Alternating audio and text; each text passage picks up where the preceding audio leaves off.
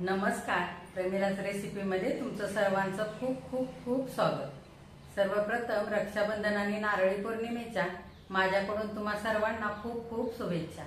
आज आपल्याला मस्त अशा ओल्या नारळाच्या भरपूर लेयर असलेल्या खुसखुशीत करंज्या तयार करायच्या। त्याच्या आधी जर माझ्या रेसिपीज तुम्हाला बघायला आवडत असतील तर जास्तीत जास्त लाईक, शेअर आणि कमेंट करा। आणि जे कोणी आता माझ्या रेसिपीज नव्याने बघत आहेत त्यांनी माझ्या चॅनलला जरूर सबस्क्राइब सुद्धा करा। तर आता वेळ न घालवता लगेचच आपल्या रेसिपीला सुरुवात करूया।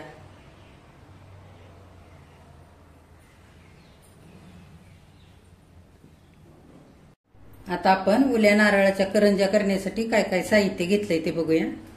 मी इकडे ओला नारळ असा खरवडून घेतलाय। ही 1 वाटी नारळाचा चव आहे। तुम्ही इकडे डेसिकेटेड कोकोनट सुद्धा वापरू शकता। मी इकडे हे 7-8 बदाम कापून घेतलेत, 7-8 काजू घेतलेत असे बारीक तुकडे करून, 1 चमचा चारोळे घेतले, अर्धा चमचा खसखस भाजून घेतले, थोडेसे मनुके घेतलेत, वेलची जायफळ पूड घेतली मी 1 चमचा, 1 वाटी मैदा घेतलाय, हा मी चाळून घेतलाय व्यवस्थित। त्याच वाटीने अर्धी वाटी बारीक रवा घेतलाय, त्याच वाटीने अर्धी वाटी गूळ घेतलाय मी हा चिरून, 2 चमचे तूप घेतलंय, चवीनुसार मीठ। आता आपण लगेचच सुरुवात करूया करण्यासाठी। आता आपण करंजीच्या वरच्या आवरणासाठी पीठ मळून घेऊया। ही 1 वाटी मैदा घेतलाय, तो आपण परातीमध्ये घालूया। त्याच्यातच हा बारीक रवा घालूया, थोडंसं चवीनुसार मीठ घालूया।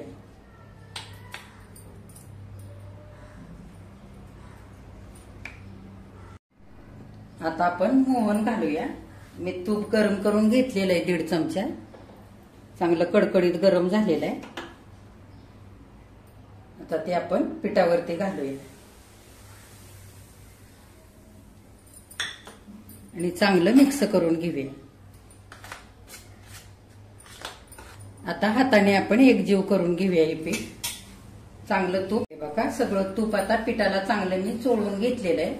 आता आपण थोडं थोडं पाणी घालूया आणि हे घट्ट मळून घ्यायचंय आपल्याला पीठ। हे बघा आता करंजीच्या आवरणासाठी लागणारं पीठ मी असं घट्टसर मळून घेतलेलं आहे। हे बघा आता आपल्याला सारण करायचंय, त्याच्यासाठी मी गॅसवरती पॅन ठेवलेलं आहे, अर्धा चमचा तूप घातलेलं आहे।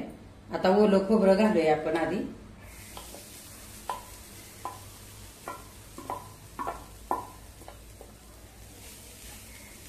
आपल्याला छान असं परतवून घ्यायचंय,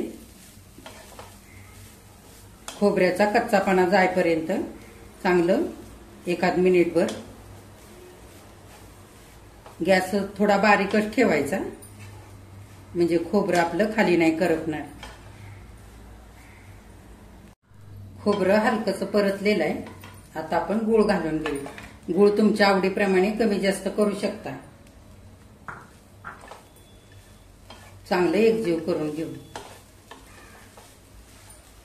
हे बघा आणखी मिनिटभर मी चांगलं बारीक गॅसवरती परतवून घेतलंय, गूळ सगळा वितळलेला आहे। आता आपण हे काजूचे तुकडे टाकूया, हे बदामाचे तुकडे ते पण टाकूया, चारोळी घालूया, ही भाजलेली खसखस पण घालूया आणि मनुके सुद्धा घालूया आणि सगळं एकजीव करून घ्यायचं। आता बघा आणखी 1 मिनिट मी चांगलं हे सारण परतवून घेतलेलं आहे। आपल्याला हे खूप पण सारण ओलसर नाही ठेवायचं किंवा खूप सुकवून पण नाही घ्यायचं, असं मध्यमच ठेवायचंय।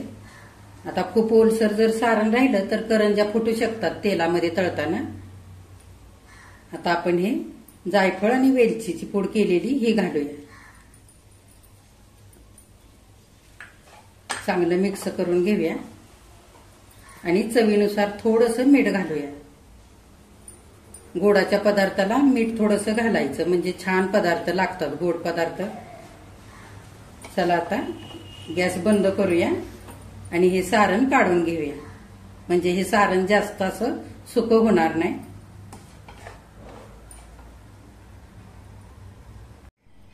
आता आपलं सारण थंड होतंय तोपर्यंत पारीला लावण्यासाठी आपण साठा बनवून घेऊया। त्याच्यासाठी मी 1.5 चमचा इकडे तूप घेतलेलं आहे, चमचाभर कॉर्नफ्लॉवर घेतलंय।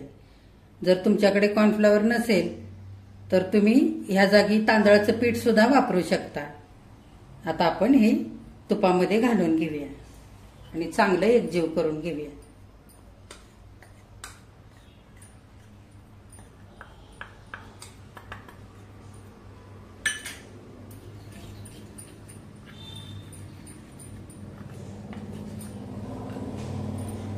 हे बघा साठा आता करून तयार झालेला आहे। ह्या पद्धतीने मी घट्ट केलेला आहे। हे बघा असा,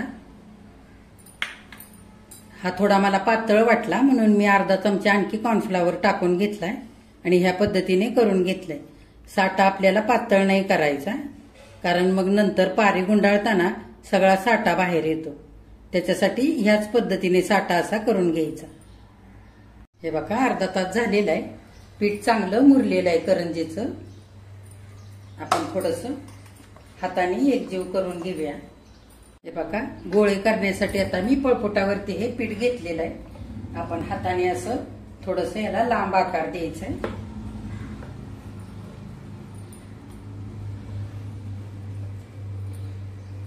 आणि सुरीने आता आपण ह्याचे एकसारखे तुकडे करून घेऊया।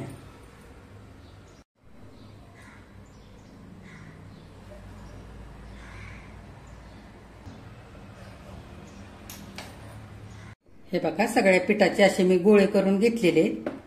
आता आपल्याला एक एक गोळा घेऊन चपाती लाटून घ्यायची।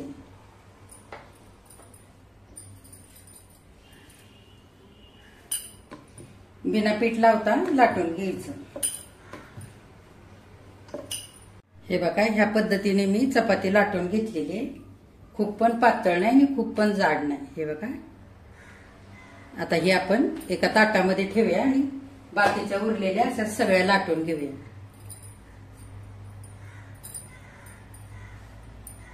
हे बघा सगळ्या पोळ्या आता तयार झालेल्या आहेत। इथे आपल्या 6 पोळ्या तयार झालेल्या आहेत। आता आपण एक एक पोळी पोळपाटावरती घेऊया।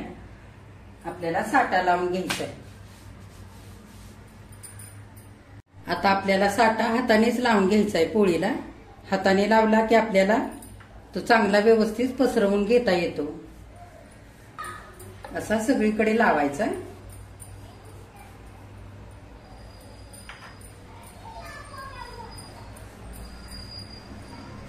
हे बघा सगळा साठा आता पोळीला लावून झालेला आहे। दुसरी पोळी आपण ह्या पोळीवरती आता अशी ठेवून घेऊया। हे बघा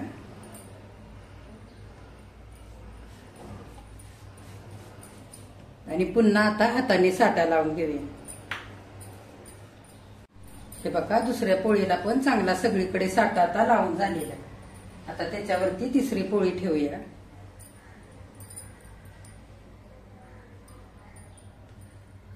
पुन्हा हाताने असा साठा लावून घेऊया।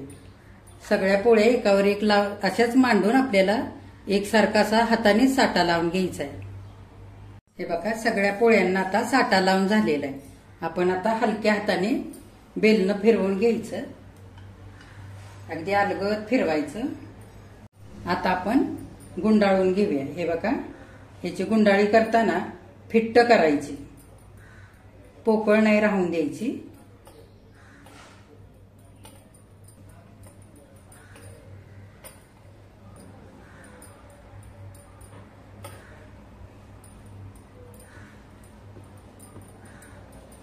हे बघा या पद्धतीने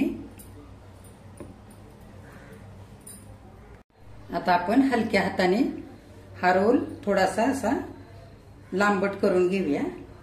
आता सुरीने आपण मध्यम आकाराचे असे तुकडे करून घेऊया। मी पुढचं थोडंसं काढून घेतलेलं आहे।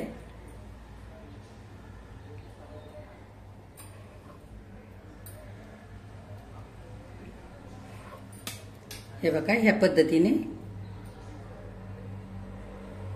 तर सगळे तुकडे असेच करून घेऊया। हे बघा एकसारखे तुकडे आता करून झालेले।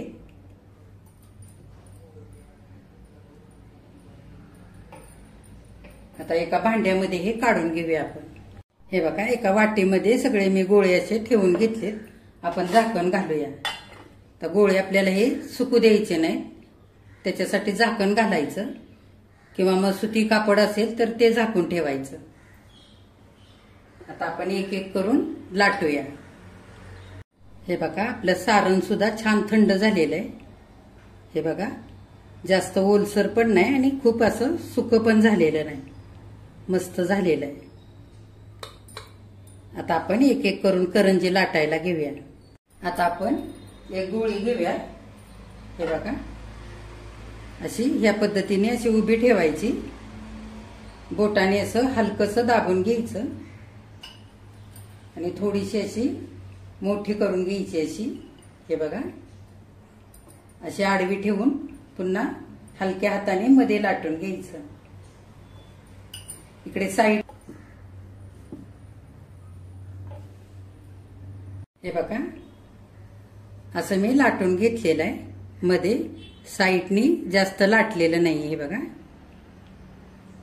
आता आपण सारण भरूया.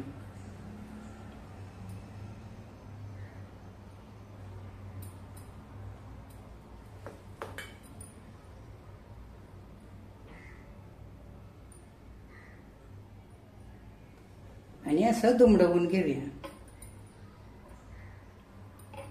हे बघा साईडनी जास्त दाबायचं नाही, असं मधल्या भागात असं व्यवस्थित दाबून घ्यायचं.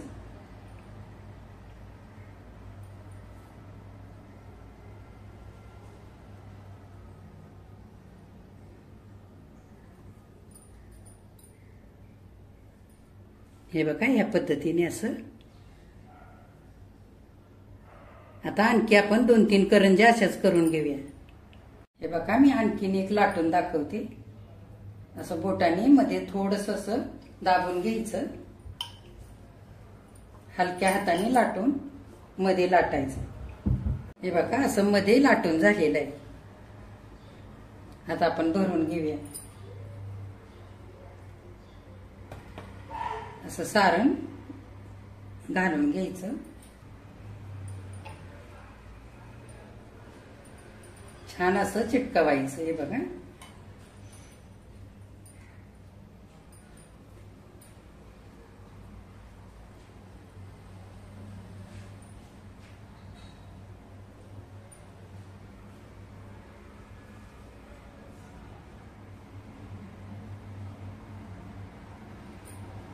सगळ्या करंज्या आता सारण भरून तयार झालेले आहेत. आता आपण लगेचच तळायला घेऊया. हे बघा मी कढईमध्ये तेल गरम करण्यासाठी इकडे ठेवलेलं आहे. आता हलकस आता गरम होऊ देऊया आपण. आधी तेल आता चांगलं गरम झालेलं आहे. आपण करंजी घालूया. आधी आपण एकच घालूया आणि ती कशी तळते ते बघूया. त्या अंदाजाने आपल्याला गॅस बारीक किंवा मोठा करून घ्यायचा. करंजी आधी चांगली खालच्या साईडने तळून वरती येऊ द्यायची आणि मगच आपण तिला उलटवून घ्यायची. हे बघा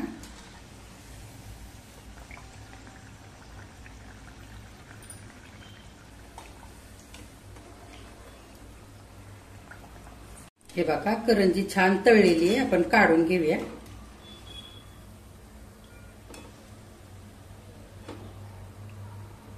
हे बघा किती मस्त लेयर आलेले.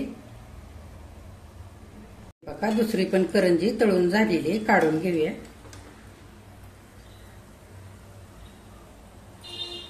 दोन तीन करंज्या मी तळून अशा काढून घेतलेल्या आहेत. आता बाकीच्या उरलेल्या अशाच तळून घेऊया. हे बघा सगळ्या करंज्या आता तळून झालेले आहेत. हे बघा किती मस्त झालेत. मी ह्या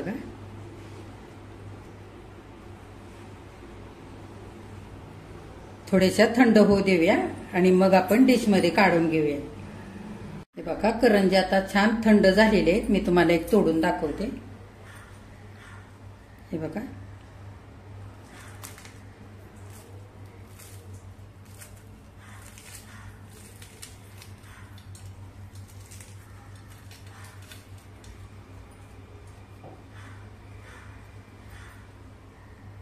किती मस्त झाले. बघा